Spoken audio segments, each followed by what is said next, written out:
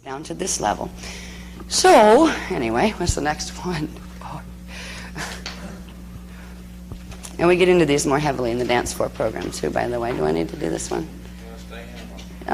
This is really just what we just went over. Yeah, it's just a shorter version of what we just went over, that one. Alrighty.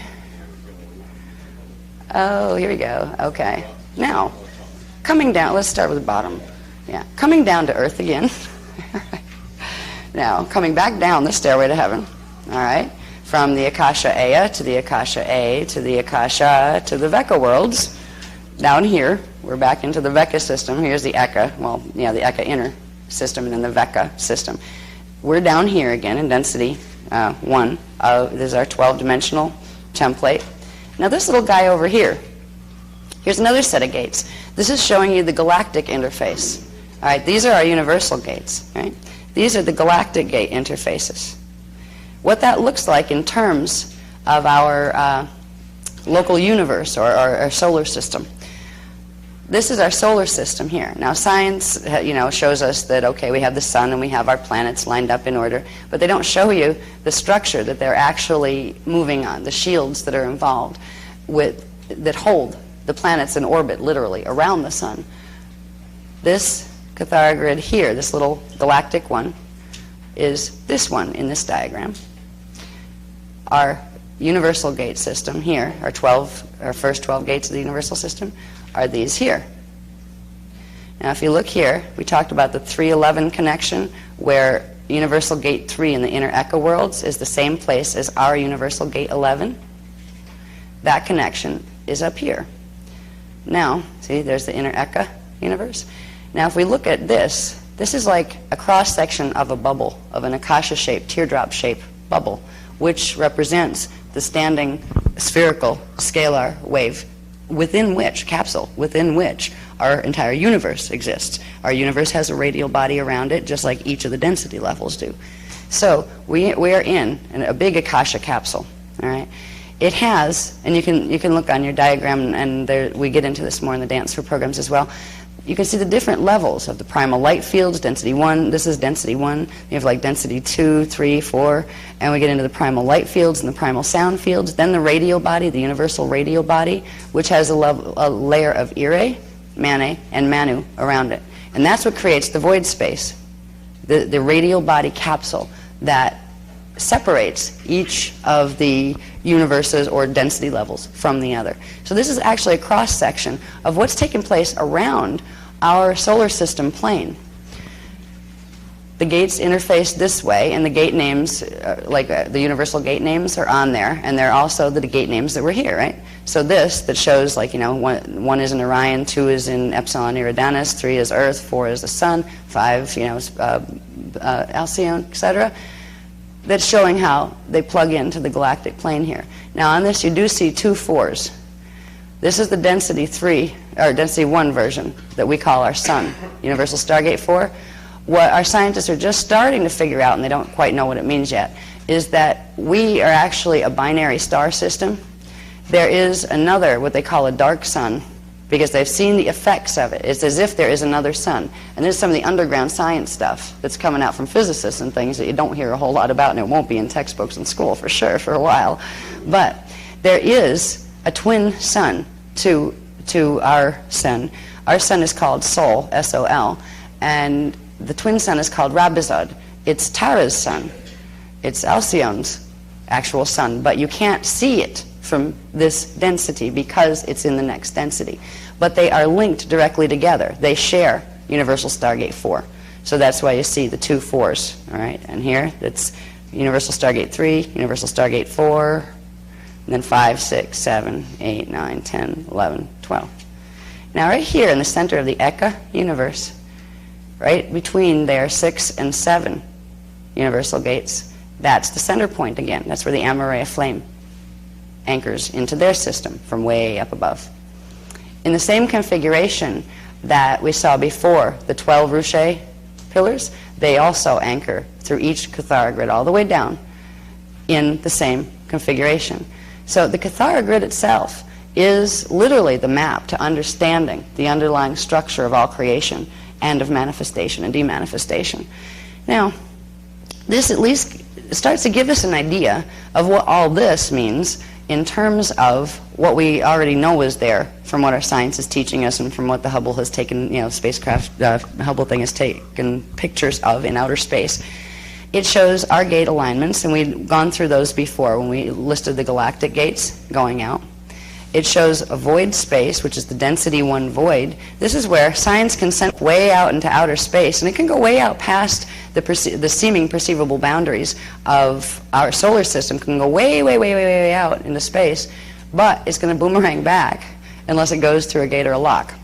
So it may look like you can send things out, like, to the Sirius system and the whole bit. You can in this density, but you're not going to get up into the full expression of those systems until you cross the void space, which is the radial body space in between each one of the density levels. So there's literally a harmonic universe radial body, or a density level radial body here. There's another one here, another one here, another one here, another one here. We have all those little ones inside the big universal radial body. The radial bodies are literally like the skin that surrounds the three-dimensional inner bodies, which are called a Huva body. Now, three-dimensional spherical, elliptical sphere body, like what your auric field is called a Huva body. Around the Huva body is the radial body skin. The radial body is also referred to sometimes as the trion meage field. That has to do with the names of the particles that the energy is composed of, what kind of particles, just like we have protons and neutrons and those kind of things. We'll talk, when we get into the biology, we'll go into a little bit of understanding that each of these type of currents, of the 15 rays that we talk about, each of those interdimensional currents, actually have a particle, or a type of particle, that is the carrier of that force. And it starts with protons, neutrons, and electrons down here. They have their density 2, 3, 4, 5, etc. expressions, and they have different names. The trion meage field refers to the density 4 expressions. So we have literally, our radial body has the Ire field, which is the meage field. That would be the sound, base sound field, which would be magnetic. We have the Mane field. That would be the base electrical or light field. That's called the trion field because of the units it's composed of. And then we would have the Manu field, which is the void field, which is actually a magnetic repulsion zone that keeps it away, because each density level has one of these around it, so they actually push each other away. To get from one density to another, what you're doing is actually opening the radial body, or transmuting your radial body so you can move through it into the next expansion level up. So there's a lot that the physics of this is fascinating, and we're just learning the physics of it. You don't need to understand the physics of things. It helps to understand that it does plug into the physics of things, so you realize it's real and not just, off the cuff, somebody's fluffy, weird ideas about reality. But if we can just understand that we have these the universe is encapsulated by this radial body, and it has different levels of density manifestation within it. This is the same configuration in our own bodies, in our own beings, because we're microcosmic reflections of the macrocosm. And the anatomy of the cosmos, or of the universe, also applies to our own bodies. Now with this, it just helps to know that these little flat maps that we're looking at with Cathara grids showing the stairway to heaven, can take them back to their easiest point, which is the Cathara grid, which are stargates, as we talked about, and this is how they plug in to our system. All right, universal, galactic gates, and the inner Eka gates. If we ever need to, or are invited to, come into the inner Eka universe, the first stop would be inner Earth, because that would be the direct connection to this, the easiest connection to this planet. We would be taken up through this whole gate chain, and some of us would actually be able to ride the Amaray flame all the way up through gate 12. That's what we're being trained for, with activating the flame bodies. Others that couldn't fully activate a flame body would be taken through the 311 gate connection. And they would go literally into this, this 311 gate connection exists in the same place, their gate 3 is in the same place as our gate, universal gate 11, which is Lyra Avion, which our scientists call that Shiliak, I think is pronounced something like that, Shielak, I believe it is on the star charts. So we would literally be going from Earth through the gate chain up into the Lyra star system, which means we would pass through the Pleiades, with gate 5, we'd pass through Sirius with gate 6, we'd pass through Arcturus with gate 7, we'd pass through Orion with gate 8, we'd pass through Andromeda with gate 9, we'd pass through Vega with gate 10, and we would pass through into gate 11 or gate 12 into the Lyra system. Now, not everybody will go through the whole set of gates. There are several gate options depending on the frequency that you can carry in your template, depending on your shields and what they can do. The easy evac route is the 311 connection, going up from universal gate 3, that's in Earth's core, going up the 3, 6, 9, and then over to 11 connection. There's a path that's called the path of Amareya, which is the path of the flame body, that is the 3, 6, 9, 12 connection. Each of these gates up here, there's a universal level of them in the Eka universe, and there's also planetary levels of them. We're going to be, the people that we're talking to right now are from Earth in this system, or Earth's counterpart in this system, which is, it's called a different planetary name, but I can never pronounce it. Aramateni? It's a combination between the word Aramatena and Amenti, and they recently gave it to us, so I just call it the Earth that's up there. Let's refer to it as Inner Earth. Inner Eka Earth. All right. So we will be aiming for the planet in the Eka system that is Inner Earth, the counterpart there to Earth here, to Earth Terra Gaia, Aramatena here, and that place has a set of planetary gates. There are 12 planetary gates as well. Each of those houses one crystal pylon temple that I talked about, like those big crystals that we saw the picture of, except they're massive compared to the size of those little guys that were in the pictures here. Those are very sacred temples, and they're temples that are guarded by the Iani priests, and guarded but also run by. They are the ones who run and operate the Templar. If there's any problems, they know how to run the energy, they know how to put codes in. They don't need like computers. They are like computers. They literally they communicate directly with these crystals, the consciousness that these crystals is. And through that communication, they relay the mathematical information that is needed. And they do it in pictures and in sounds. So the temples, the crystal pylon temples, exist on the equivalent of Earth in the inner Eka system. And the first place we would see coming through, if we were coming through the 311 gate connection, would be their gate 3 inner Earth temple, and that's called the Temple of Agartha. And some people have heard of that word before. Agartha is the name that has been used, referring to, inner Earth is Agartha. No, inner Earth is not Agartha. Agartha is one location, one geographical location on the inner Eka planet that's equivalent to Earth. There's another temple, and there's the temple we're aiming for if it ever needs to, if we need to evac. The ones that are activating flame body will go in through here. They literally come up through the Amareya flame. We go out through our gate 12, which is Aramatena, Lyra double, and come up literally through the Amareya flame. That is called the Temple of Kemelohati. Now, the words Kemelohati got twisted up in our language down here in our translations of history as Camelot. So the whole Camelot story and all of that, we've given workshops on this stuff before, where we explain the whole King Arthur drama, how that was connected to the Christ drama, how that was all connected to this, and how the Knights of the Round Table were doing rainbow round tables. The round table was the configuration that was used when we do Merkaba in groups with very specific mathematical relationships between the bodies in order to run the Templar. So the Temple of Kemelohati is where we would be aiming to come up. We would come up through their lock as opposed to coming up through a gate. We'd go through our gate 12, universal gate 12, and come up through their central lock where the Amareya flame is. Now, that's a very specialized path, the path of Amareya. That is the path of the masters. Any of the fallen black hole guys can't touch that at all because they fry if they get anywhere near D12 frequency. Now, they've been trying very hard to break through here. They've been trying to attack the inner Earth system for ages, and they made some success. They had recently tried, in fact, in the end of July, they tried another attack. They're trying to get control of Gate 3 in the inner Eka, because if they do, they can block if they destroy it, they can block our ability to run the Amareya flame down in to bring in the Ruche pillars to give the support to this system so it can't fall. But they lost. And their attack, I mean, it's kind of funny. Attack implies somebody's fighting you back, but the Iani don't need to. They just simply hold their ground and hold their fields and hold the field of the temple they're in. And because those fields are so strong, as long as the Iani are doing their jobs, they don't have to fight anybody. They don't have to raise a hand to anybody in defense, because nothing can harm them.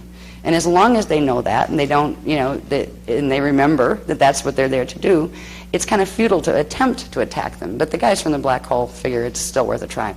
And they did. By doing this, though, is what created the interesting drama that we'll talk about more so tomorrow, that has to do with the truce of loving mercy, where because they tried to attack that and they assumed they could get a hold of it and they weren't able to, their little beast is now going to bite them. And they need our, so they need our help, and boy, they're not happy about it at all. So it's not a friendly truce. It's not like, oh, okay, we'll be friends now, kiss and make up. No, it's like, we hate your guts. We should just go away, But we'd love to destroy you, but would you please help us out of this little problem? Yeah, then we'll destroy you. This is the mentality we're dealing with. I mean, they're genius level. You think they'd be able to figure some other things out, but without an emotional body or the ability to plug into D12, to the Christos consciousness, it's harder than you think. You can be brilliant, but you can't feel. And if you can't feel, there's huge amounts of things you just can't comprehend. Because most of existence, particularly the higher you go, isn't about thinking. It's about direct cognition and feeling and knowing it and becoming it. So, anyway, this is our gate system as it appears in our universe. And, all of these things is how they link together with this. There's something else on top there. Oh, yeah, I want the little thing of inner earth, I think. Yeah. Here's another way. Easy. Another little thing just helps you understand the relationship. This isn't that important, but it helps you understand the relationship between this is our Kathara grid, right, in our universal gate system. This is the parallel one. Now, this isn't the angles that they're interfacing at. The angles were down here, right, like the actual map of them. But this is showing the frequency ranges. So it shows you that, like, the frequencies are actually a bit offset, where the parallel dimension 1 is. It's actually, if this is the dimension 1 spectrum, look at it, it's halfway in the dimension 1 and halfway in the dimension 2 spectrum of inner Earth. Come over there and it's halfway in our, wait a minute, let me try that again. This is basically showing, I'm not going to get into this right now, but this is basically showing the purpose of this graph is to show you with the gate systems that run through each one, our universal, the parallel universal, and the inner echo one.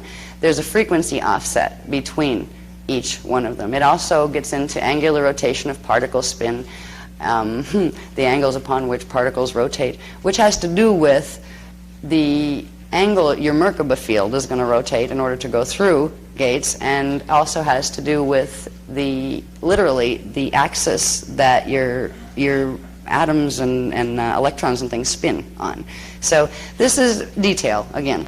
It's detail that there's even more on this kind of stuff in the Masters Planetary Stewardship Initiative course book. So if you want more on this kind of stuff, you could research that material.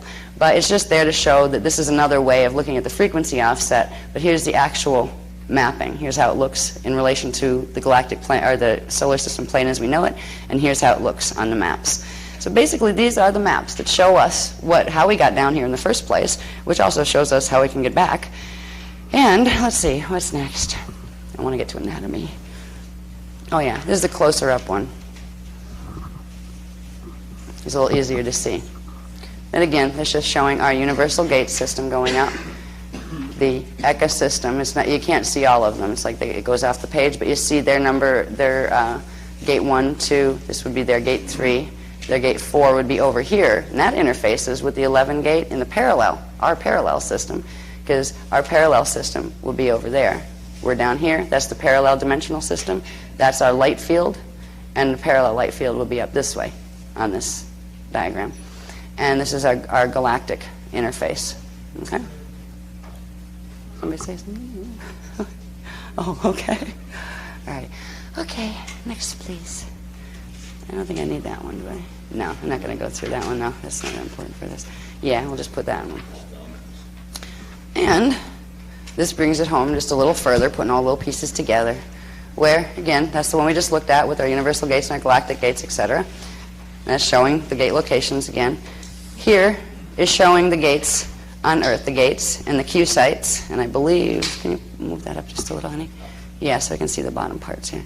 Yeah, the gates are the circles, and the X's are the Q sites. And remember, the Q sites are the interface system that was put in, so literally our stargates could be run from the inner ecosystem of inner Earth. So the planet that is Earth's equivalent in the inner Eka universe is the planet that is used to control our Templar here until it's fixed, so it doesn't blow the planet up, because there were times when this planet almost completely imploded because of misuse or damage to the Templar.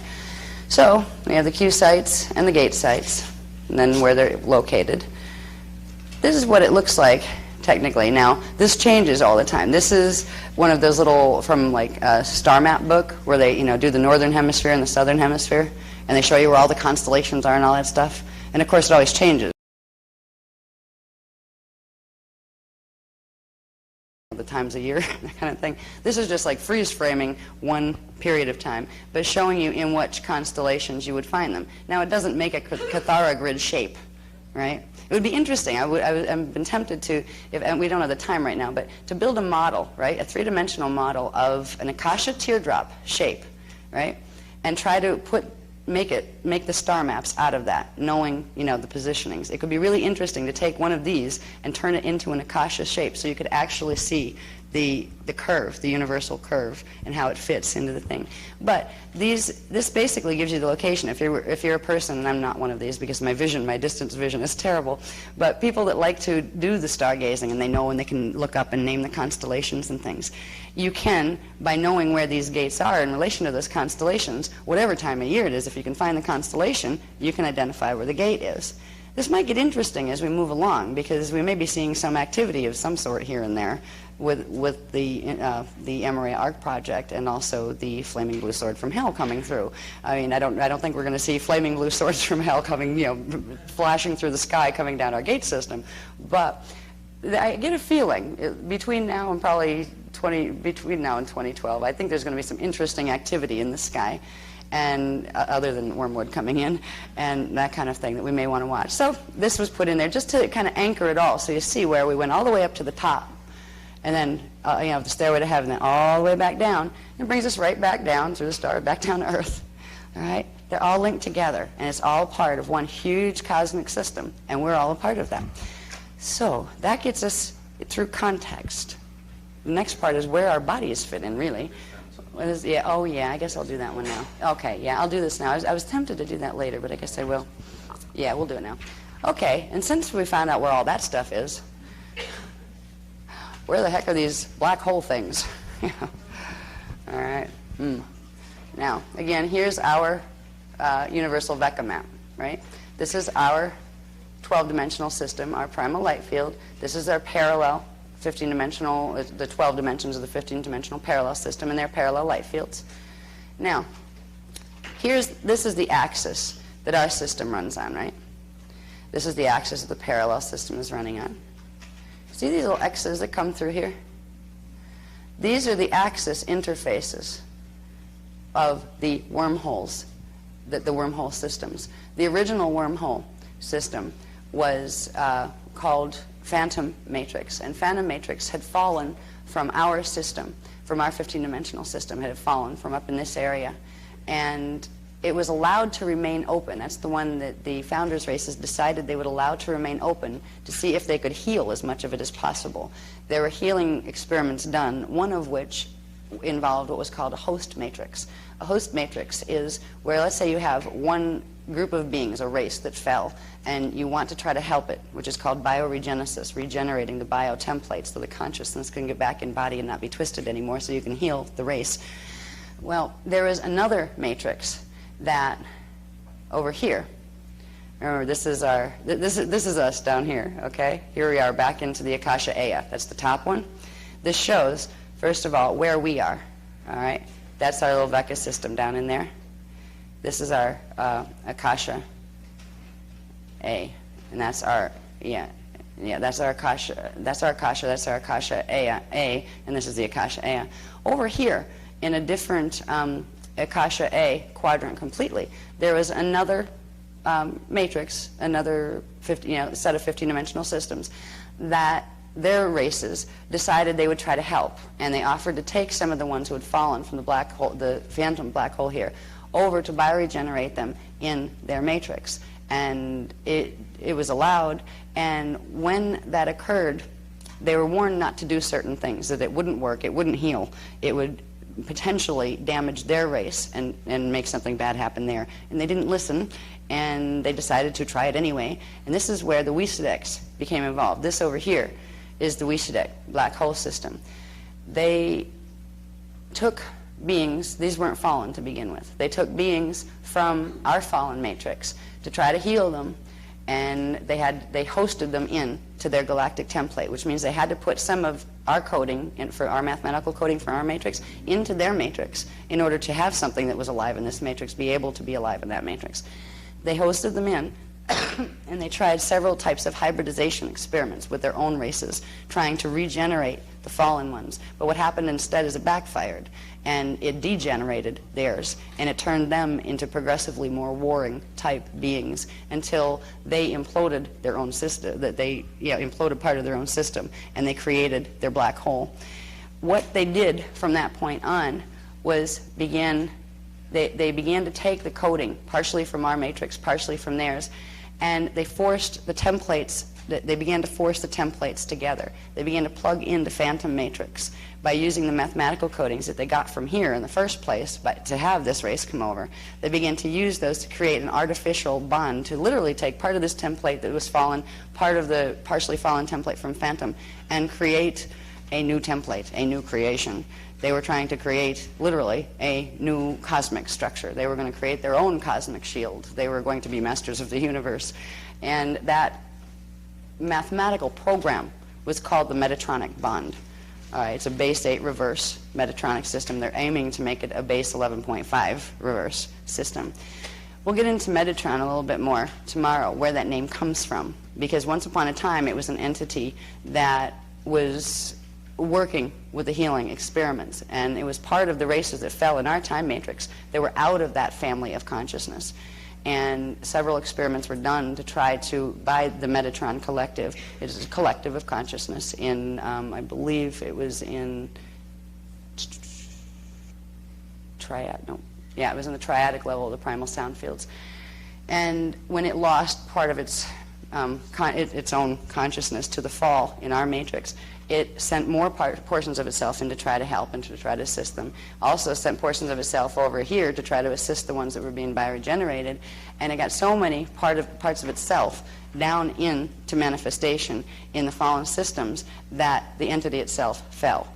And it was the entity collective called Metatron that decided to create the beast and to create this entire apparatus by which that collective could become the new God, the external God. This is a very old, ancient drama that took place. I believe, it's in the writing somewhere, I think it was about 150 billion years ago when the Metatron entity fell and the beginnings of the beast were set in motion. So, as far as geography goes, looking at our maps, this is how the phantom matrix here, no, wait, this one, let me see which one's which. I always get confused looking at these. That's phantom. All right, this axis coming through here, now they would have a Stargate system, right? They'd have a Cathara grid too. It's a twisted one. It's like distorted. But phantom matrix Cathara grid had a different angle. It normally was part of ours, but when it fell, it went into this angle, interfacing with ours through that central lock, which is where the Amareya comes up. The Wisudek matrix interfaces this way. And what they're trying to do is take this axis and this axis and pull them all in to the Wisudek axis, which means pull the three Cathara grids together, which would rip us out of our primal light fields and down into their black hole system. I mean, it's an ingenious, diabolical plan, but it's just the mechanics of it. The more they've revealed on the mechanics, I sit there going, oh my God. I'm glad the good guys like us, you know, because you can look at the scope of some of this, and I don't even know a science fiction writer who could come up with stuff this good. And you look at, oh my God, and we're these little people here, and maybe we're big avatars that forgot, and we're still sleeping down here. We're supposed to fix this? I can't even do calculus, you know.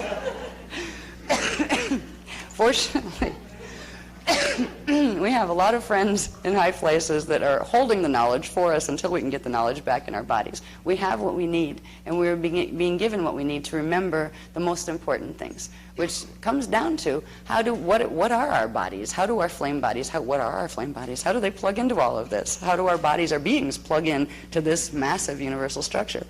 Now, before we go off the black hole subject, just because we're still on geography, all right, we're again over here. This is our little Veka space. This is our coordinates within the Akasha Aya cosmic map.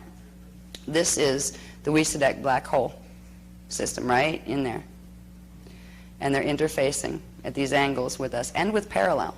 See, this is not just a problem of our 12 dimensions. They're also doing it with parallel, which means if they were successful, they would not just take down our system, they would take down its parallel as well. They would take the whole Veka. And if they took the Veka, it would take the core as well. That's what they're after. They're after the power that would be held within the core inner Eka universe. So they're trying to take these two down, which would make the whole thing collapse in on itself, and it would pull the whole thing down. Now, it's a crazy plan, because nobody's going to get away with that. I mean, the matrix itself was built to be perpetual life, which means if something's getting really out of whack in itself, it's going to heal it. It will run energy in order to clear it, and that's what they've set up for themselves. They are going to clear themselves. They're going to clear their own virus out of the system if they're not careful, except because of the path, though, because of the truths they decided to enter, the truths of loving mercy, at least they will get about 2 billion years more of experiential evolution in their matrix instead of instantaneous zap, because they were headed for space dust with what they did with the beast. And the fact that they couldn't take over the inner earth temple that they needed to block the Amaraya arcs that are going to come in. That's part of the automatic autopilot system. All right? If this matrix gets in too much danger, these gates open automatically. It's not that the Iani are making them open. Now, if something goes wrong, the Iani have the ability to modulate them and to close them if something goes wrong. But they're not making the decision to open them. This stuff's coming down from up high. All right, the consciousness of Source itself is making that decision. But it was built into the matrix to do that anyway. So, anyway, these frequencies are going to be coming down. We'll talk about the Amaraya Arc project probably more tomorrow. But I just wanted to see where we are. If you look at it in terms of those universal bubbles, all right, the bubbles within bubbles within bubbles, the little Akasha-shaped bubbles, ours is over here. Their black hole is over here. And they're trying to splice in theirs through Phantom into ours. Now, Phantom was part of ours that fell, but they're trying to literally they have made a wormhole. That wormhole is called the Path of Arimathea. All right, it is a wormhole, a forced opening between two bubbles that don't belong there. It is a forced opening between gate systems that don't belong there. There's a long story that is quite well capsulized in the text that you have there that we'll probably read a bit tomorrow of, that explains some of how this took place. What they're forming over in the Wisadek matrix, or what they're attempting to finish building, is this structure here. And I think it's what do I have next on the flippers? Oh, I'm going into anatomy there. Okay. Tomorrow, oh yes, for tomorrow I have the big one. I have a bigger graph of this that we'll show tomorrow. This is called the black cube matrix, where they're literally creating, by splicing in, trying to splice in our Cathara grid, universal Cathara grid, the Phantom universal Cathara grid, and the Wisadek universal Cathara grid. They're splicing them all together and artificially bonding them through the Metatronic bond through 4 primary universal implants that are called the 4 black hearts of Metatron. There's also a bunch of little other implant lenses that refract and bend energy in ways it's not supposed to be bent that are called the Metatronic eyes. Now, these manifest on a universal level, which implies that they also manifest within every planetary Cathara grid. If they're in the universal Cathara grid and shield, they will manifest in all of the smaller shields going all the way down, including our personal ones. So everything on this planet is partially Metatronic because of it. Now, and everything in the sun and all the way up the chain. What they're ideally trying to do is activate all of these hearts. I didn't color them black here, but they're the black hearts of Metatron. These are already activated. All they need to do is finish activating the final one, which was the last one they put in.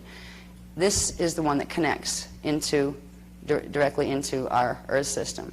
once that heart becomes beating, and this is what the flaming blue sword frequencies are intended to do. They are to fully activate the full set of currents, the D13 reverse currents, that will activate the implants here, that will create the progressive reversal of the mathematical coding in all of our shields, and making them able to be pulled in to the black hole system. And what they are trying to create is a twisted, see, create your own Katara grid. It's kind of like they saw God do it, so they figured they could too. Well, they're doing a good job of trying. But it's a reverse matrix. Look at the numbering on it. All right. Ours, 1 is down here, and 12 is up here where it plugs into 13 and up in the next one. They don't have a 12 or a 13. They have 11 dimensions that run not only flipped over left to right, but upside down as well. And it is an electrostatic system, which means it can't bring in new life force energy. And it doesn't have a circulatory system except unto itself and except for this here. This is the splicing in. We can move this up a little, honey, please. This graph down here shows the hearts. It shows a couple of them. It doesn't go all the way up because this is only 2 densities. See, dimension 1, 2, 3, dimension 4, 5, 6. This is showing 2 densities worth of the splice, but it gives you the idea.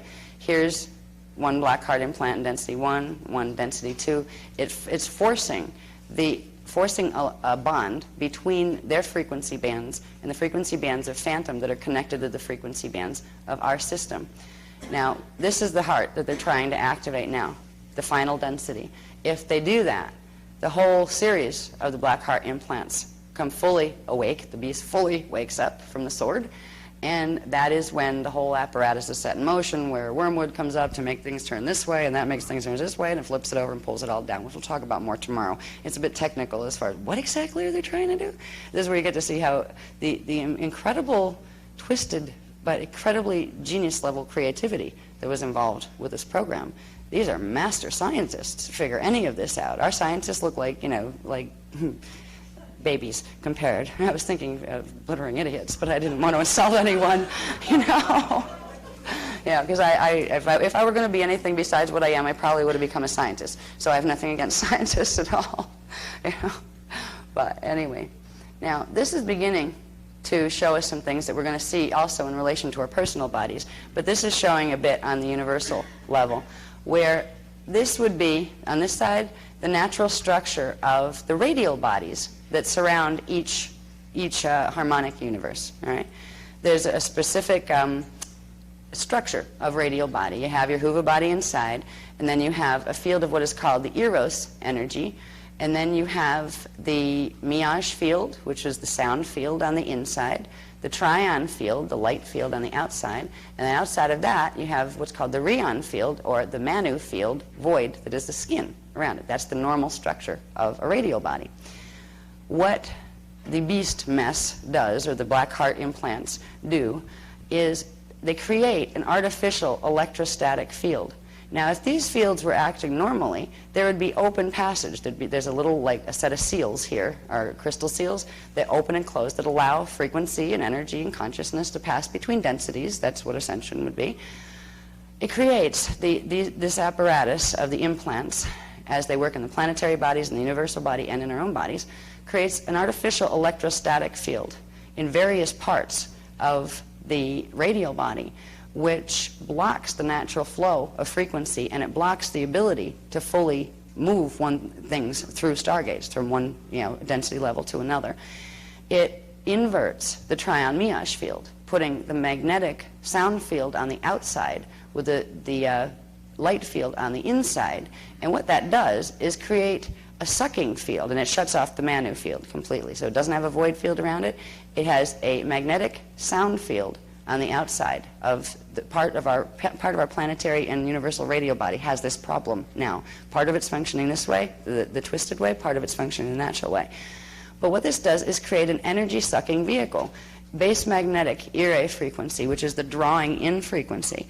What this part of the radial body is doing at this point is it's sucking energy from the ecosystems and what's above it, what it's placed within, and it's sending it into this containment field, this electrostatic suspension field that is called the NET. It's called the Nibiruan Electrostatic Transduction Field. And feeds it into the net, and then there are feeding tubes that literally transfer the energy out into the phantom matrix, and through the phantom matrix into the Wisedex. So they're feeding off our system on a universal level right now. And this configuration, just like this is, when we look at the Cathara grids, you can look at them on the universal level or the cosmic level as the macrocosm, but you can also take that same structure all the way down to the microcosm. So these things that are affecting the macrocosmic grids in our universe are affecting every microcosmic grid as well, which means we have an electrostatic field in our fields that doesn't belong there. And that's what's blocking our memory, and that's what's blocking our ability to astral project properly. It's what's blocking our ability to die properly if we're going to do that. So we're going to get into the anatomy on a personal level of what all this mess means in terms of our bodies, because it's our bodies themselves that are, just like the universe, a self-healing mechanism, if we remember what to do with them. And that's what the technique to anatomy, yes, I will get on to anatomy. This is the mess we're dealing with on the universal level. So this isn't just an earthly problem. This isn't a little problem. This picture is so big, and this drama is so big, it's almost mind-blowing. It seems like it's actually good that it is so big, because it seems so big that it's almost not real. You know, you just kind of sit there slightly shocked and go, okay. Whoa, it's worse than the Stephen King novel. It's like, my goodness. I mean, Stephen King writes some really cool stuff with a lot of detail. He's like, if you like horror, he does really good detailed stuff, some of it. And this is just like even bigger than anything he's come up with yet. So, anyway. The 60s introduced the word mind expanding. Mind expanding, yes. Back to that. Back to simple, simple, simple. This is just to remind you that that exists, okay? Now we're going to go into how this 15-dimensional system with the, your divine blueprint, your primal light fields, primal sound fields, how you plug into this on a personal level, how your body plugs into it. We can whip through most of these rather quickly. This one will take a minute or two, but most of these are things most people have seen, and if you haven't, even going through them quick will be enough. Now we talked about the primal life force currents. There's another way to show that, the two Cathara grids. Each Cathara center represents one of the 15 rays, or one of the 15 primal life force currents. And this diagram, I'm not sure if this is in your books or not. I'm not sure, because again, I'm bopping between them just to fill in blanks. I'm bopping between the two programs, even though we're not doing Full Dance for Life. I don't think that's in this one. Is it in there? Oh, that's good. Oh, it is. Oh, we did get it in there. Oh, did we? Yeah, we did. I'm so glad. Yep, that one's on page 32 in your books, in a different context completely. All right. So this is just to show you the. This has a huge amount of information on it. It's like an at-a-glance chart to remember all the stuff that you're never going to remember otherwise. That's what I put it together for me, because I couldn't remember all the things that went with it. Now, I remember how I said that each one of those dimensional currents, the 15 dimensionalized currents, would be here, and these are the sound field currents, right? Now, each of these currents has a sound tone, and it is the carrier, a base carrier of one of the three primal forces. There's also something that we'll get into in a little bit when we show the atom. Okay, anybody that's seen the atom picture knows what I'm talking about. We talk about, see, here's some identifiable words. Protons. Okay, protons are the carrier of the energy called chi, right? That is the D1 energy, and it actually has Manu, Mane, and Ire force combined in it, but it is a primary, what is that? A primary, I forget what it is. I think it's a primary primary Mane current. Yeah, Mane, yeah. I get lost on that one because of the three. Yeah. Yeah, this would be a no, wait a minute, it's a primary Ire. That is a primary Ire current. This is a primary Manu current, and that is a primary Mane current. That's how that works. So the Ire is the dominant one, and protons are the carrier of the chi energy. The ki energy, Ki, different tonal signature, is the carrier of the Mane energy, and electrons are the units that are carrying that. So these are things like, oh, science knows about those, right? Then there's the D3 energy, the D3 ray, the third ray, which is called the ray R-E-I. It's a Rei sound, like Reiki. This is where the Reiki thing comes from. You know, there's different combinations of these tones that actually show up in words here. And like when you talk about chi and ki, some of the Oriental systems were aware, used those words to define primal life course energies, but they didn't realize that they were part of a whole much bigger system that involves, like all of these rays, not just those couple.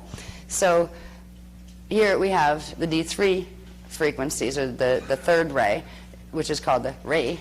That's the tonal translation of it. Neutrons are the primary carriers of that, and it is a primary Manu energy.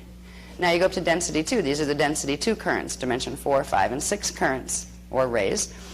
You have the prana, the mana, not mana, but mana, and treya. You have different particles here. You have myons, dions, and ionons.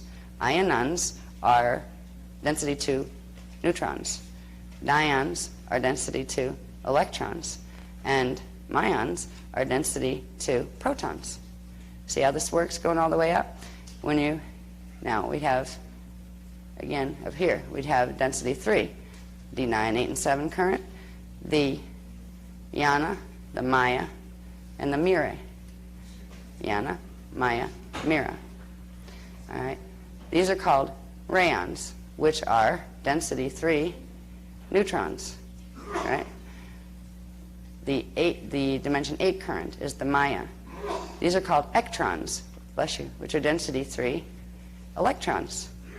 And over here you have the Mira, the D7 current. They're called erons, which are density 3 protons. So see how you read this chart? Are you facing out the red dot? Red dots. Oh, I think it's. You got backup. Thank you. Yeah, I didn't realize. I can hardly see it anyway. Thank you. Thanks. Sorry, I didn't mean to wear down your pointer. Yeah, there we go. Wow, I never saw anybody so happy over a red dot.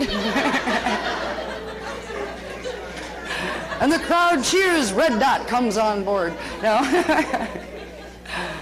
So I don't need to read every one of these all the way up because you have eyes and a brain and a book, right? I just wanted you to see how to read those, where you have the name of the ray, which is the vibrational sonic translation of its vibration that can be audible translation. There are certain techniques we use in the dance floor programs, excuse me, where we use literally the combinations of the sounds to call on the specific rays. If you want to call in the Manu frequencies, the Manu force, the carriers of the Manu are the 3, 6, 9, and 12. So you would use the Ray and the Treya and the Yana and the Ma'a sound tones, right? The sound tones activate in your shield the corresponding ray frequency. It's that easy. So a lot of the work that's done when we get into more of the heavy work, it's not part of this is the quick override program, or the 7 techniques that you're going to be learning here.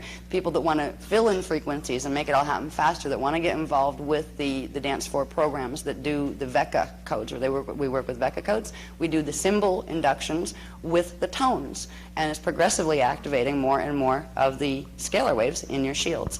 And we literally call the ray names, use them and sing them to bring more of those particular rays or frequencies into the body. Now, tomorrow we'll play with that a little bit more when we get into talking about nodes and power nodes and things, which have to do with your shield as part of the shield sciences, and learning to balance the energies that are coming in. There's a test that's absolutely really cool that Ma'a and Az have put together. It was introduced on the Bermuda trip, but we never got to put it anyplace else. But they were asking for it in Phoenix, but we didn't have it for that workshop. It's going to be in this one, and it helps you to identify what primary frequencies you're running, like your template is running. Are you, more Mane, more Ire, more Manau, and whatever it is, how to begin balancing those. Because the more balanced the frequencies are in the body, the more rapidly your whatever activations you're trying to do in your shield will happen. Because if your shield is out of balance with its energies, it'll shut down until it rebalances. So you'll be working technique and it'll shut down again because something's out of balance. So learning about the power nodes, as they're called, which are points in the shield that hold the specific frequencies, and knowing how to begin working with them to balance the energies in the shield is very useful too. We'll be doing that tomorrow. But this chart, this is like a save your life chart for me anyway, because I would never remember all the names, because it's not just the 12. It goes all the way up. Can we pull that up, down low, honey, please? Yeah. It goes all the way up here. So you've got your primal grid too, the currents that are your ki-ra-she, the ki-ra-she currents of the primal light fields, or the kun-da-re currents of the primal sound fields. So it literally names them all, and these little crossbars you see are the sound tones you get when you combine the two. They're actually the sound tones that combine these two. So you could, like, you see, if you combine the ta'a and the maya, you get maya ta'a. If you want to call on these two frequencies, they would be the string of tones that you would use. So this is the beginning of the keys to learning how to run very specific frequencies in your shields. We need more information and more knowledge to get very specific on on our shields. We're just getting into the shields level of the science. There's a lot of other things we need to go through first, was understanding the basic fact that we had shields, what they are, where they pop out on the body, how they connect to Merkaba fields, where does that all fit in, where does that fit in with DNA. So those are the most important things, and that's what we'll cover in the anatomy today, because that will build you up to where you can understand where the flame body is, where the radial body is, and that's where you can find out where the shadow is. And when you find out where the shadow is, then when you use the techniques to heal the shadow and to activate the flame bodies, they'll make sense. Because if we run the techniques without giving you that, showing you how the anatomy fits together, you're like, whatever I did, whatever, okay. It won't, the mental body will kind of phase on it, because you won't know. It'll phase out on it. All right, whatever. And that means you're not anchoring it through the D3 mental body, which means you're not anchoring it through the third Kathara center in the body, which means you're not anchoring it through the third DNA strand, which means you're not anchoring the frequency of it. All right? So we need to understand, part of the techniques itself is understanding the information that goes with it, understanding the parts. Some people say that there's been a lot of moaning about history, because sometimes we get extensively into history. They're, oh, do we have to do the history? The history is part of the technique. Understanding it is literally, if you look at the words on the paper that are the history, they are a whole sequence, a block of frequency. It's restoring the original frequency that was in the radio body by bouncing it back out here. We see it as history, but it's actually the actual records. We're waking up the actual records in our bodies. So the same thing with stuff like this. When we learn the base knowledge that we need on a 3D level, when you do involve the mental body, unlike some of those spiritual traditions that tell you to, oh, leave the ego alone, that's just ignore that and go spiritual. You're not going to go spiritual unless you bring your ego along with you. The ego needs to learn and absorb it if you're going to get any of that frequency or that knowledge or that consciousness into the rest of your body. Now, the ego is considered the dimension 3 mental body, all right? The part of your consciousness focused in dimension 3. That's the part that you know that looks out at the world here. You have another part at dimension 2, and that's called your emotional body. That's your dimension 2 expression of self, but it's the part of you that communicates through you to the thing you call feeling, the feeling emotional body. It's also called your elemental body, because it's the part of you that's actually manifesting as the chemicals that your body, the chemicals and units of our particles that your body is made out of. So it's the emotional elemental body at D2, and then you have the physical atomic body at D1. All of these are parts of your consciousness manifesting in different forms that collectively form what you know as you when you look in the mirror. So, anyway, we go back to the, see, our tangent went over that way. I brought myself back this time. Yeah. Yeah. So this chart will always be useful if you're going to work with frequencies, because it lets you know the tones. It also gives you the added detail that you don't have to know, that's about the particles, all right? Like, what are the names of the units in those? Like, we have electrons, neutrons, and protons here. They're actually the primary carriers of the Manu, Mene, and Ire, the electrons, protons, and neutrons, but they have different names each density level you go up. So it's, if you can realize that when you see the three listed here, the three different particle names, they're actually talking about neutrons, electrons, and protons. Neutrons, electrons, and protons on that density level, or on that primal light field level, or on that primal sound field level. So this gives you kind of a consolidated bunch of information. It also gets into stuff over here on DNA strands in indigo children that I'm not going to touch right now. It'll take me another 3 days. So that's there for interest for the moment. Eventually, this graph will be used for more extensive things. See, it's really funny. The way the drama has been going, with the politics behind the scenes involved here, we'd be in the middle of a project, and like say the project had another book and a half to go on it, which would say maybe another 3 months' work. All of a sudden, something went down with the drama, where we had to have a new block of information so we would understand how to do with the grids what needed to be done to counteract whatever nastiness was thrown from the other side. So progressively we'd have to put that aside. We'd get this much data down, and like with this stuff, this could have been another whole series of graphs to go with it. Didn't have time for that. We had to go on to the next. So we're literally having to jump to the most important things to get done what needs to get done, because we're being pushed by the drama a lot. You know? So anyway, you'll see on some charts this stuff that, geez, you didn't talk about that at all. Don't worry about it yet. You know, if you want to read it and it makes sense to you, fine. If it doesn't, don't worry about it. Eventually those pieces will be plugged in, you know, to some body of information at some point when it becomes significant. We can go on the next, I think, Lev. The 15 rays, the primal life force currents. Now, there's that Cathara grid again. Here's how it fits into your body. All right. And that's like this. So you'd have your 4, 7, 10 side on the left, right? And your 3, 6, 9 side, or your path of Amareya, 12, 3, 6, 9 side, on the right. And that would be, these would be running down the center. All right. Over here, it gives a list. Now, I don't know if these are in there. I don't think we hit anatomy in that book, because that's all covered in the dance floor. No. So this information, now most people have seen this over and over. There's an extensive explanation of anatomy in the Cathara Bath spiritual healing system. These things are covered extensively for people who want to, you know, really get into that. The Cathara even covers real heavy stuff like what are dimensions, you know, the structure of dimension. I mean, really intense detail in some of it. So these are just for the people particularly who haven't had any of those courses, just so you know. For most of the people, you've seen these graphs so many times, you're probably sick of looking at them.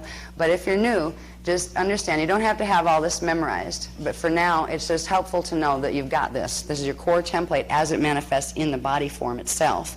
All right? It will begin to help you understand what we're doing when we're running frequency. Now, we haven't gotten into technologies yet where we're directly programming Cathara centers, where you have to have it memorized where exactly they are. What we use, this one down here, is actually an Earth's core. That's your connection to the planetary shield. See this one? I mean, it would have had to have been like really long paper. But this is actually in the Earth's core. It's also the same location as something called chakra 13. We'll get into the chakras in a minute just to show where they plug into everything. But this, when this opens, this allows frequency to flow, a circulation system between the planetary shields, which are connected to the solar shields and the galactic shields and all that, allows the primal life force currents to flow down through all the shields into the planetary shield and into you. And your energy likewise will flow into the planetary shields and out. It is because of this connection of the Cathara grids, of our embodied personal Cathara grid, which is the core template of our shield, and the fact that the planet has one of these too that connects directly to this, that we have the ability to directly affect the planetary grids. We can literally run frequency through ours, and whatever programs are running in our Cathara grid will run in the planet's grids, and vice versa. That's why we pick up the mutation from the planetary grids as well. So what we're beginning to learn how to do now with the Maharic Seal is the beginning of that, is learning how to activate D12 frequency in the body so we can actually use the body to help clear the distortions out of the lower centers and send the cleared energy into the earth, and then pull D12 energy through the earth. Now that we're an anchoring rod, we can call in D12 frequency from the solar shields or from the universal shields into the planetary shield to bring it back on planet. So there's an intimate communication that takes place through the Cathara grids, through your shields, between your shield and the planet shield. And not just the planets, but if you look at the shields as, okay, you have your little shield here, the next circle out, that would be your tribal shield, your species shield. Then you get into the planetary shield. So it actually, there's a communication that takes place between all members of a species as well. We might not be consciously aware of it, but there is an exchange of energy through the Kathara centers, through the Kathara grid embodied in all of us through our shields that constantly takes place. It's because of the fact that we have this apparatus that we actually make any sense to each other when we speak. It's also because we have this apparatus that we can all experience each other simultaneously existing on one planet together in one hologram. So this is the core. When we get into Kathara, we're into the core of the shields, which are the core of the mechanics of manifestation, literally, personally, and universally. Okay, we can go on to the next one, please. All right. Yes? Could you say something about the axiotonal lines and how they work in it? Could you say something about the axiotonal lines and how they... Yeah, the axiotonals weren't on that one. The axiotonals come later. All right, there's another graph that shows, see, we're building in levels, okay? We're going up in layers now. We're starting with the core template, Kathara. We'll go up into the shields, and then what manifests next on top of those and on top of those, because it's like layers. And when you get into axiotonals and chakras and auric field, they're actually more outward. This is we're starting at the core and working out. So the core of the template. So that's why we're doing Kathara first. Now, when we activate the flame body, and the Kirashe currents, which are the primal light field currents of D13, 14, and 15, they come down through the embodied Kathara grid, or they actually flash on and off in it. It's not like energy running down, though it might feel like it. It's actually turning on and off, as if it were a template that turned on and off to energize the system. But this is the D13, what's called the Akkadic blue flame. Frequencies come through the Kathara grid that way. So they'd come down through, over on this side of the body. They go through 6, they cross over and go through this way, and then through that way now. And then over here you have the D15, which is called the triadic violet flame currents. And the colors have to do with the color resonance of the primary three, the D13, 14, and 15. The D13 is a turquoise blue, but they call it the blue flame. It's a pale turquoise color. The D14 is a pale gold color, but they call it the gold flame. And the D15 is actually a pale pink, like a magenta, but they call it the violet flame, because it's like a pinky violet color.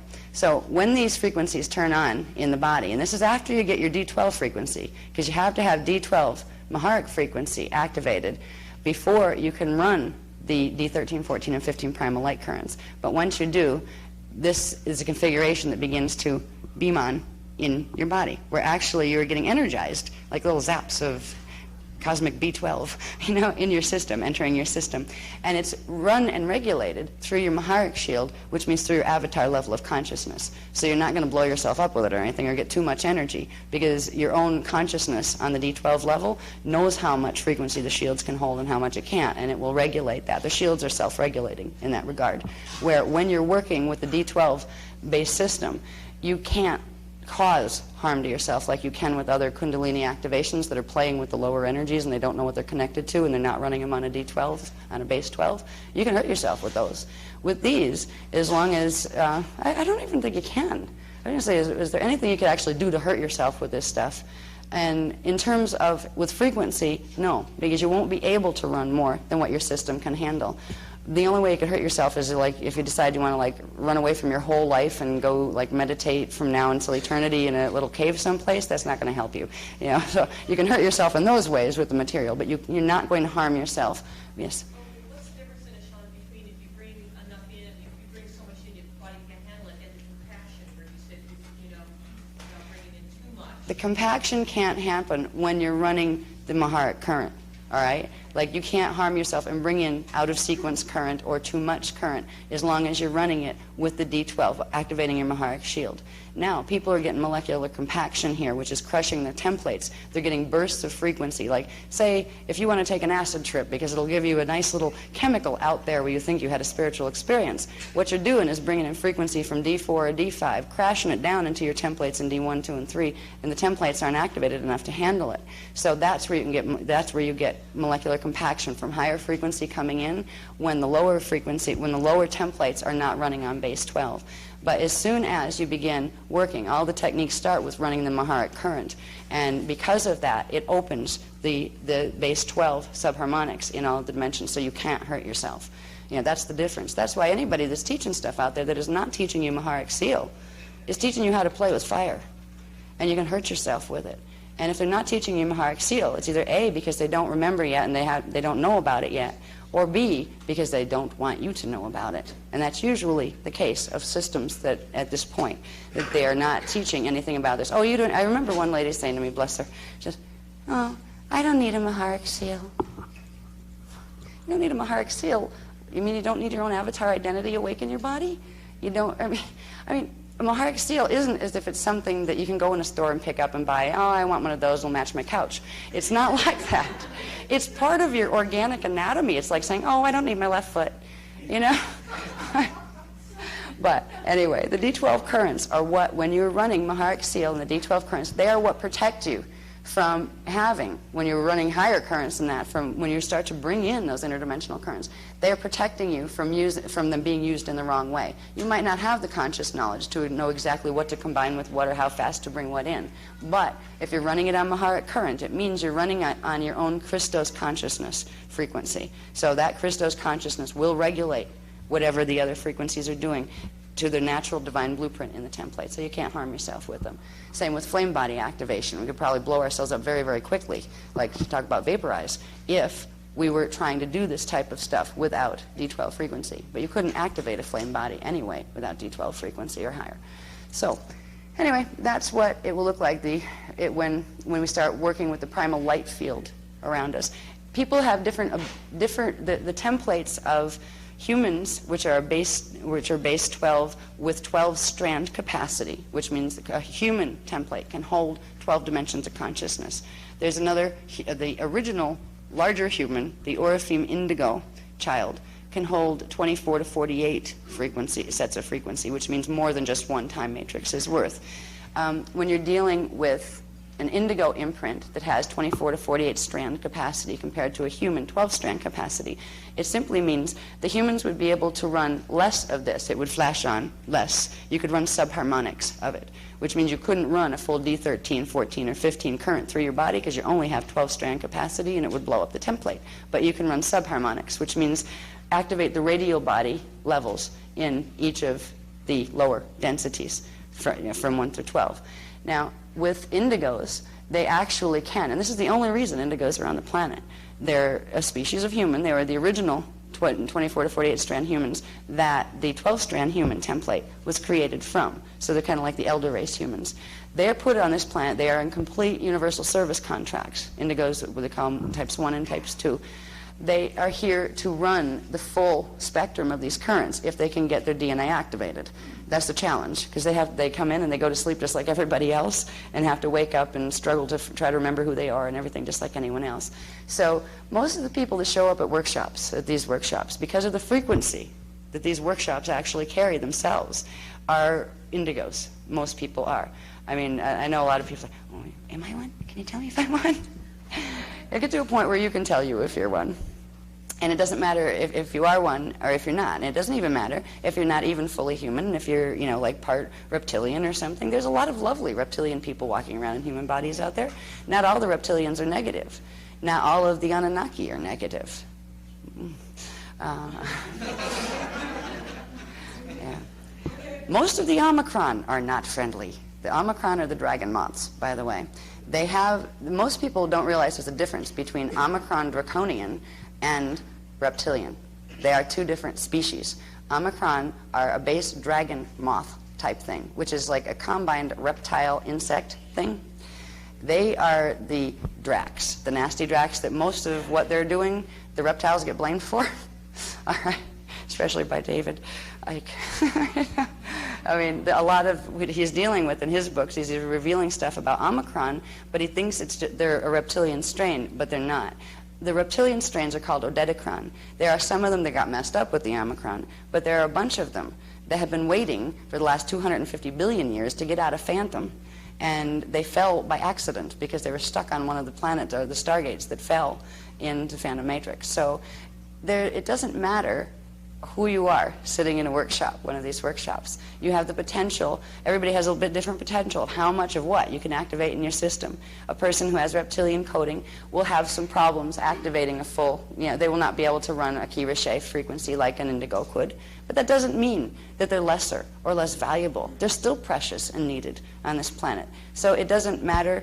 It helps to know, and we're going to start finding out. They tell me we're going to be introducing, I think, did they say France? I think they said starting in France. They're going to teach us how to do what's called a Beta-Hoover scan on ourselves, which is a technique used to begin being able to see our DNA template, which is to begin to see our shields, the part of our shields that has to do with the DNA programming, where we can start to see how many strands are active, how are there overlays or damages to some of them, where you start to, and it's kind of scary, like, do I really want to look? Do I want to find out? Do I have that classic Anunnaki signature? Am I an Anunnaki or am I a reptilian? There's a lot of being willing to love yourself, whatever you are, and realize whatever it is blessed that comes with that level of teaching. But I believe they're going to be introducing that, at least in France, when we go in November. So there'll be new stuff coming out on that. Unless something else comes up that, all right, he said, unless something else comes up that requires more immediate attention as far as the Dharma, around us goes. So anyway, that's how the primal light fields would activate within the body, either in little subharmonics or in the full spectrum when it comes to indigos. Can we go to the next one, please? All right, now we've talked about the shields on the planetary level and the galactic and universal level, and the shield's connection to the Cathara grids. Remember, whoops, can we put up just a little, honey, please? Too high. Yeah, that's good. Right there. Thank you. Okay. Now, here's the shield A. It's the telluric shield. This is our personal shields now. Now, there's the same structure that the universal shields hold, but this is our personal microcosmic version of them, and they're connected to the same levels of the universal and galactic and planetary shields. We have our telluric shield here that holds the Cathara centers 1, 2, and 3, or is connected to and is programmed by Cathara centers 1, 2, and 3. All right. When this shield fully activates, it comes out here. It's actually a bit wider than this, but I just kept them all small. All right. It actually is a waveform that comes out around the body the more it's activated. We have a little bit of it activated now, or it wouldn't be alive. Because we're running dimension 1, 2, and 3 frequency in our bodies right now, or we wouldn't be alive in the hologram. So this is already somewhat activated. When we begin to fully activate it, which means get each one of those dimensions, dimension 1, 2, and 3, they have been on this planet working on a base 4 mutation, actually. Literally, everything but the first 4 sub-frequency bands in each dimension have been turned off. So literally, I mean, we're like less than half of what we could be because of the even down here in this density, we're not running even the full 3D spectrum. When we begin to work with the Maharic current, that's putting back the 12 sub-frequency bands in each dimension. It's turning back on the full 12 sub-frequency bands in each Cathara center, which is allowing the corresponding shield to completely form, because the shields can't form fully, they won't activate fully, if those frequencies aren't coming in. What's interesting about the shields is a little later we'll see how they're connected to the Merkaba fields, because the Merkaba fields actually manifest through the shields, and they are those vehicles of light and sound, spiraling electromagnetic currents of light and sound, that when you get them moving fast enough and fully formed, where all the frequencies are filled out, that allow your body to undergo dimensional transmutation, which means you can turn yourself into light sound pattern, turn yourself into the Merkaba field, and go through a gate and pop up and become physical again on the other side. So they're all interconnected. Now we have the telluric shield here, which is the dimension 1, 2, 3, dimension 1, 2, 3 carrier, okay, is the frequencies, the part of the shield that carries the dimension 1, 2, 3 frequencies. We have B, 4, 5, 6. This is called the Doratic shield. The Dora is another word for soul.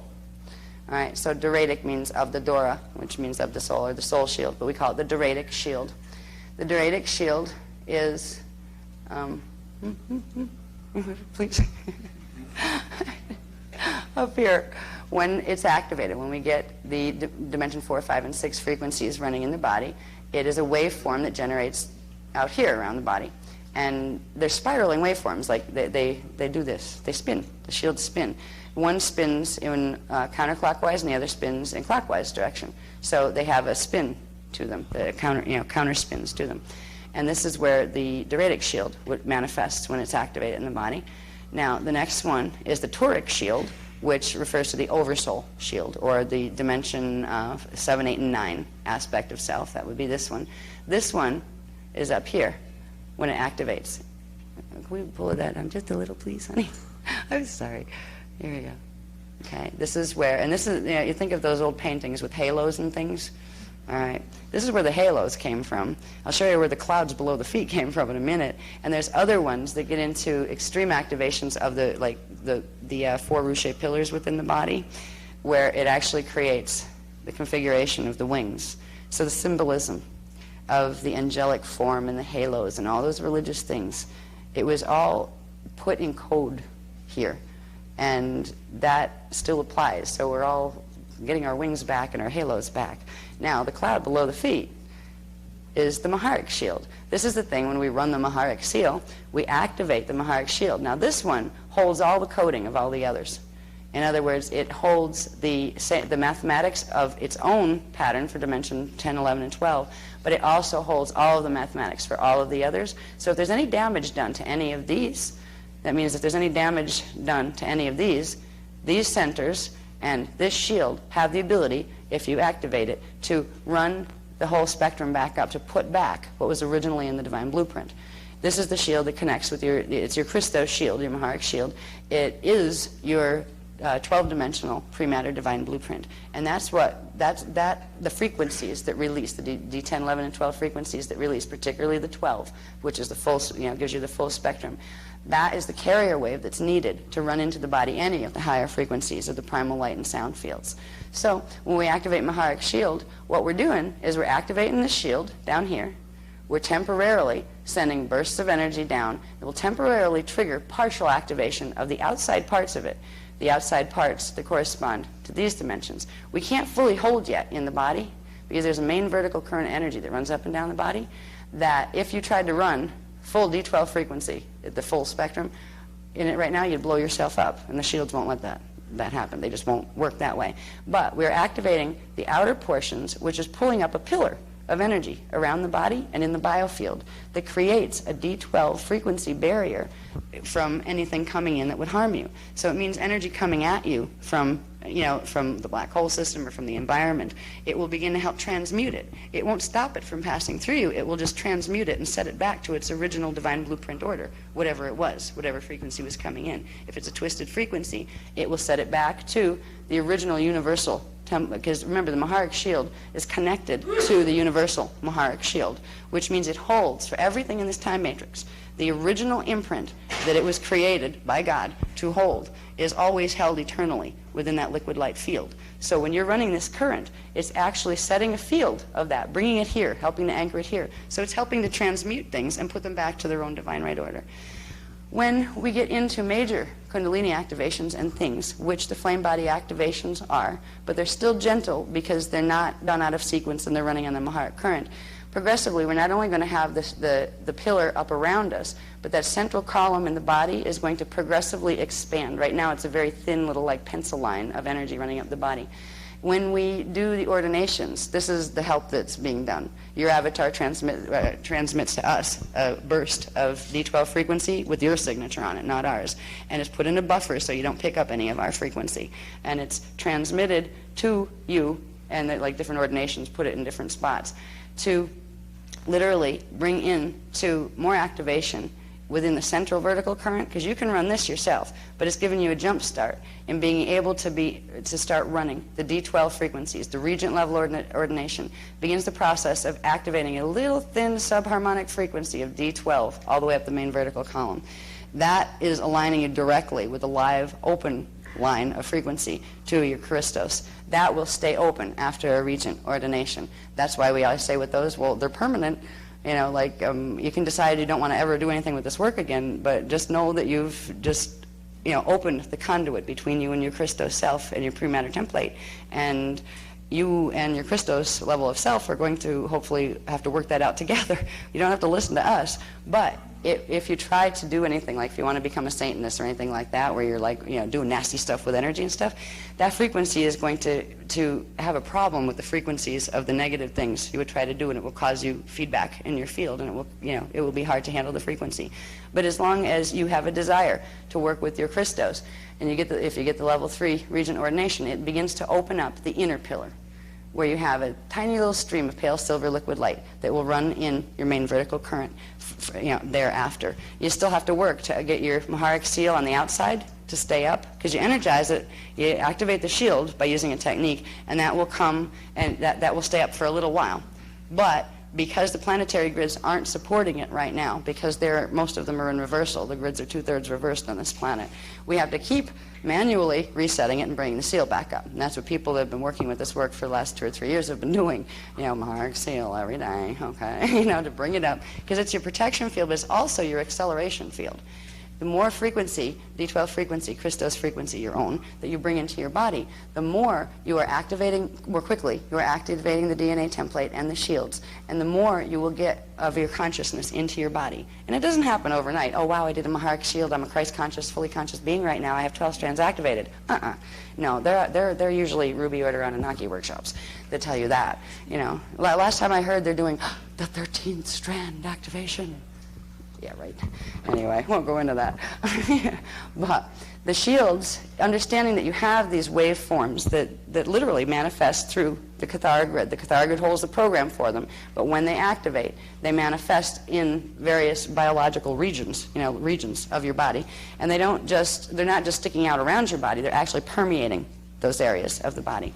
When a full flame body is fully activated, and you get to the point where you are a 12-strand fully activated being who can pop in and out of stargates, the inside pillar finally fully expands to the outside pillar, and you are a walking pillar of light. Now you still have a body, but literally there's no barriers between the shields anymore. They all merge into one, and all of the levels, the barriers between the levels of consciousness, the radial bodies, all open to each other, between your density 1 self, your density 2 soul self, your density 3 oversoul self, your density 4 avatar self.